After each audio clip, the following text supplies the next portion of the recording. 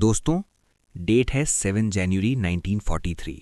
New York city, hotel New Yorker, 33rd floor, room number 3327। इस कमरे के बाहर एक साइन लगा है, डू नॉट डिस्टर्ब। पिछले 2 दिनों से दरवाज़ा नहीं खुला है। अंदर एक बूढ़ा आदमी लेटा हुआ है। वो 86 साल का है। वो बहुत कमज़ोर है, उसकी हड्डियां दिख रही हैं। वो अमेरिका का सबसे बड़ा जीनियस है, लेकिन उसके पास खाने के लिए पैसे नहीं हैं। उसके बिस्तर के पास एक खुली हुई खिड़की, विंडो है। वो वहां से कबूतरों को, पिजन्स को खाना खिलाता था। जब होटल की मेड दरवाज़ा खोलती है तो उसे वो मरा हुआ मिलता है। उसकी मौत की खबर सुनते ही अमेरिका की सरकार हिल जाती है। कुछ ही घंटों में FBI के एजेंट्स होटल में घुसते हैं। वो टेस्ला के सारे पेपर्स, सारी डायरीज, सारे डिज़ाइंस जब्त कर लेते हैं। सरकार को डर था कि कहीं इस बूढ़े आदमी ने डेथ रे तो नहीं बना ली थी। ये वही आदमी था जिसने कहा था, the present is dares, the future for which I really worked is mine. आज का वक्त उनका है, लेकिन आने वाला कल मेरा है। आज हम उस मैड साइंटिस्ट की कहानी सुनेंगे जिसने हमें बिजली दी, लेकिन खुद अंधेरे में मरा। Let's begin. Chapter 1, the immigrant and the wizard, the betrayal. Nikola Tesla का जन्म 1856 में स्मिलेन, आज के क्रोएशिया में हुआ। कहा जाता है कि वो तूफानी रात में पैदा हुए थे। नर्स ने कहा, यह बदशगुनी है, ये अंधेरे का बच्चा है। टेस्ला की मां ने कहा, नहीं, ये रोशनी, लाइट का बच्चा होगा। बचपन से ही टेस्ला का दिमाग अलग था। उन्हें ईडाइटिक मेमोरी थी। वो पूरी की पूरी किताबें याद कर लेते थे। वो अपने दिमाग में मशीन्स डिज़ाइन कर लेते थे, उन्हें टेस्ट कर लेते थे बिना कागज़ पर ड्रॉ किए। उन्हें लगता था कि उनका दिमाग यूनिवर्स से कनेक्ट होता है। 1884 में 28 साल का टेस्ला अमेरिका आया। उसके पास जेब में सिर्फ 4 सेंट्स थे और एक लेटर ऑफ रिकमेंडेशन। वो लेटर दुनिया के सबसे बड़े इन्वेंटर के लिए था, थॉमस एडिसन। लेटर में लिखा था, I know 2 great man, one is you and the other is this young man. Tesla Edison से मिला। एडिसन DC का बादशाह था, लेकिन DC में एक प्रॉब्लम थी। वो लंबी दूरी तक नहीं जा सकती थी। हर 1 माइल पर पावर स्टेशन लगाना पड़ता था। टेस्ला ने कहा, मिस्टर एडिसन, मेरे पास बेहतर आइडिया है। Alternating current, I mean AC, ये हजारों मील तक जा सकती है। एडिसन ने उसे बेकार आइडिया बोला। एडिसन ने टेस्ला को एक चैलेंज दिया, अगर तुम मेरे DC जनरेटर्स को इम्प्रूव कर दो तो मैं तुम्हें $50,000 दूंगा। आज के हिसाब से $1 मिलियन से ज़्यादा। टेस्ला ने दिन रात काम किया। उसने एडिसन की मशीन्स को रीडिज़ाइन किया, उनकी एफिशिएंसी बढ़ा दी। जब काम पूरा हुआ, टेस्ला ने अपने पैसे मांगे। थॉमस एडिसन हंसने लगा। उसने कहा, Tesla, you don't understand our American humour. Tesla, तुम हमारा अमेरिकन मजाक नहीं समझते। उसने पैसे देने से मना कर दिया। टेस्ला का दिल टूट गया। वो जीनियस जिसने मशीन्स ठीक की थीं, उसने उसी वक्त एडिसन की जॉब छोड़ दी। अगली सर्दियों में निकोला टेस्ला, दुनिया का सबसे बड़ा इंजीनियर, न्यूयॉर्क की सड़कों पर गड्ढे खोद रहा था ताकि वो खाना खा सके। लोग उसे मजदूर समझते थे, लेकिन उस मजदूर के दिमाग में एक ऐसी क्रांति चल रही थी जो एडिसन का एम्पायर खत्म कर देगी। Chapter 2, the war of the currents, Tesla versus Edison. Tesla को सड़क से उठाया जॉर्ज वेस्टिंगहाउस ने।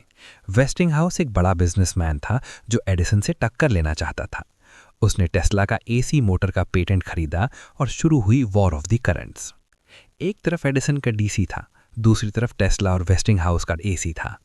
एडिसन घबरा गया था। उसे पता था कि AC बेहतर है, सस्ता है। तो एडिसन ने गंदा खेल खेला। उसने पब्लिक के मन में डर पैदा करना शुरू किया। उसने स्कूल के बच्चों के सामने कुत्तों और बिल्लियों को AC करंट से मारा, सिर्फ ये दिखाने के लिए कि AC खतरनाक है। उसने यहाँ तक कि एक हाथी, टॉपसी द एलिफेंट, को करंट लगाकर मार दिया। उसने अमेरिका की पहली इलेक्ट्रिक चेयर बनवाई AC करंट से, ताकि लोग सोचें कि टेस्ला की बिजली मौत की बिजली है। लेकिन टेस्ला ने डर का जवाब जादू से दिया। 1893 शिकागो वर्ल्ड फेयर, पूरी दुनिया देख रही थी। टेस्ला स्टेज पर आया। उसने 2 लाख वोल्ट्स का करंट अपनी बॉडी से पास किया। उसके हाथ में पकड़े हुए बल्ब्स जल उठे। बिजली उसके शरीर पर नाच रही थी, लेकिन उसे कुछ नहीं हुआ क्योंकि वो हाई फ्रीक्वेंसी पर थी। लोगों को लगा वो जादूगर है। उस दिन टेस्ला ने साबित कर दिया, AC सेफ है, और दुनिया ने AC को अपना लिया। इस जीत के बाद वेस्टिंगहाउस कंपनी मुसीबत में आ गई। इन्वेस्टर्स ने कहा, टेस्ला को रॉयल्टी देते देते हम बर्बाद हो जाएंगे।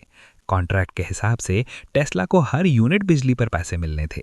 अगर वो कॉन्ट्रैक्ट रहता तो टेस्ला दुनिया का पहला ट्रिलियनियर होता।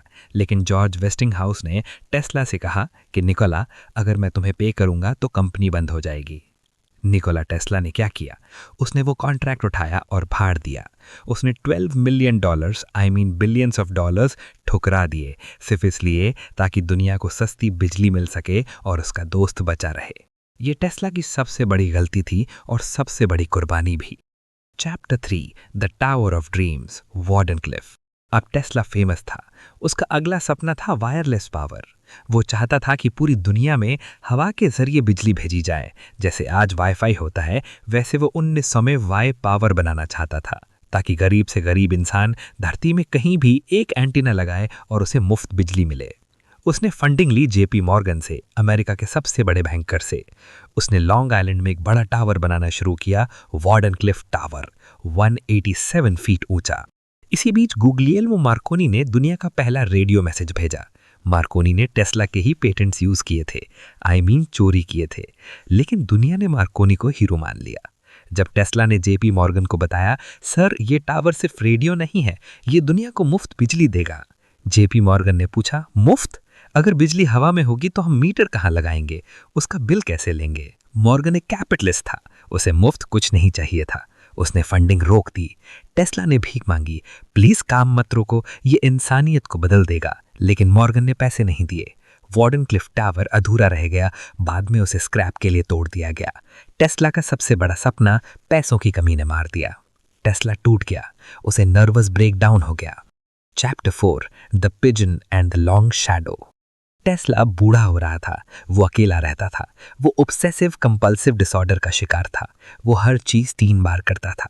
Before entering a building he would circle it thrice. वो मोतियों से नफरत करता था, उसे जर्म से डर लगता था। जिसको दुनिया ने ठुकरा दिया, उसने जानवरों में दोस्त ढूंढे। वो रोज पार्क जाता और कबूतरों को, पिजन्स को खाना खिलाता था। उनमें से एक सफेद कबूतर था जिससे टेस्ला को प्यार हो गया था। टेस्ला ने अपनी डायरी में लिखा था, I loved that pigeon as a man loves a woman and she loved me. As long as I had her there was a purpose to my life. मैं उस कबूतर से वैसे प्यार करता था जैसे एक आदमी औरत से करता है। एक रात वो कबूतर टेस्ला के कमरे में आया। टेस्ला ने कहा कि उस कबूतर की आंखों से एक तेज रोशनी लाइट निकली और फिर वो कबूतर मर गया। टेस्ला ने कहा, उस दिन मेरा काम खत्म हो गया। 7 जनवरी 1943, इंट्रो सीन। टेस्ला की मौत हुई, सरकार ने उसके पेपर्स ले लिए। सालों तक हिस्ट्री बुक्स में टेस्ला का नाम गायब रहा। टीचर्स पढ़ाते थे कि रेडियो मार्कोनी ने बनाया और बिजली एडिसन ने।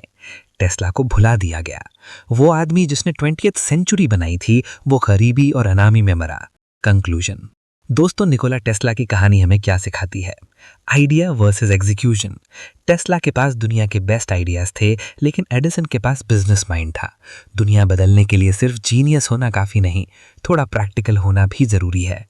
Sacrifice for humanity. उसने $12 मिलियन का कॉन्ट्रैक्ट फाड़ दिया ताकि हमें एसी करंट मिले। आज हमारे घरों में जो रोशनी है वो टेस्ला के त्याग की रोशनी है। The future is truth. Tesla ने कहा था, the present is dares, the future for which I really worked is mine. आज टेस्ला कार्स चलाते हैं, हम वायरलेस चार्जिंग यूज़ करते हैं, हम रिमोट कंट्रोल यूज़ करते हैं। आज 100 साल बाद एडिसन सिर्फ एक बिजनेसमैन लगता है, लेकिन टेस्ला एक अल्टीमेट जीनियस लगता है। एक बार आइंस्टाइन से किसी ने पूछा, दुनिया का सबसे स्मार्ट इंसान होने पर कैसा लगता है? आइंस्टाइन ने जवाब दिया, I don't know, you'll have to ask Nikola Tesla. मुझे नहीं पता, आपको टेस्ला से पूछना होगा। तो अगली बार जब आप स्विच दबाएं और लाइट जले, तो उस अकेले पागल साइंटिस्ट को याद करें जिसने अंधेरे से लड़ाई की ताकि हम रोशनी में रह सकें। रुकिए मत, कीप बिल्डिंग। जय हिंद।